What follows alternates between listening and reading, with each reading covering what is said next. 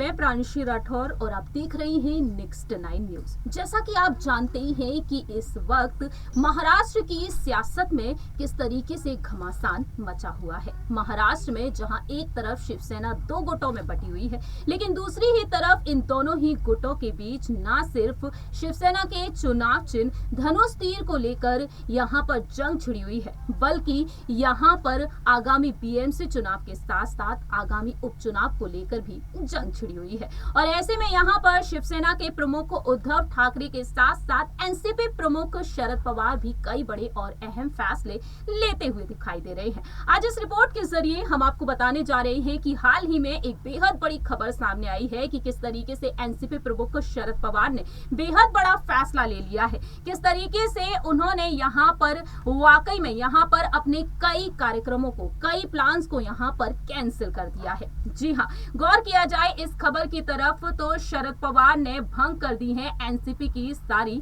Unit. Shiv Sena में बड़ी बगावत के बाद शरद पवार ने एनसीपी की सभी इकाइयों और प्रकोष्ठों को तत्काल प्रभाव करने से भंग कर दिया है।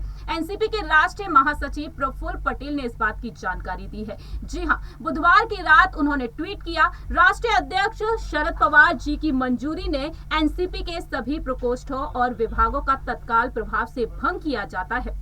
वहीं जिन विभागों को भंग किया गया है उनमें राष्ट्रवादी महिला कांग्रेस, राष्ट्रवादी यूथ कांग्रेस और राष्ट्रवादी छात्र कांग्रेस शामिल हैं।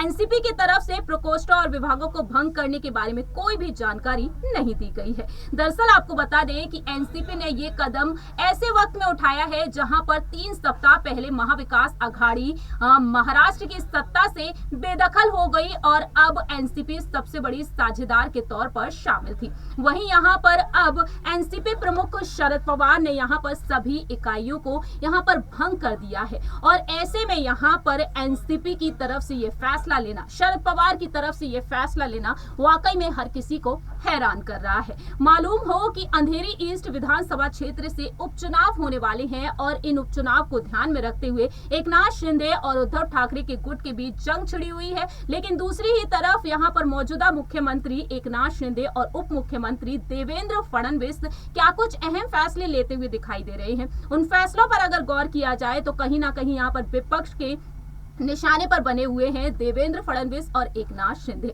मालूम हो कि 40 विधायक बगावत कर बैठे उद्धव ठाकरे के साथ अब ये बगावती सुर देखने के बाद यहाँ पर शरद पवार को भी कई बड़े झटके मिल रहे हैं। बारामती इस वक्त भारतीय जनता पार्टी की तरफ से यहाँ पर बेहद बड़ा टारगेट बना हुआ है, क्योंकि ज्यादा से ज्यादा सीटों पर भारतीय जनता पार्टी आने वाले जितने भी चुनाव है सब में जीत हासिल करना चाहती है। हमारी इस रिपोर्ट में इतना ही। बाकी की तमाम अपडेट्स के लिए आप देखते रहिए नेक्स्ट 9 न्यूज।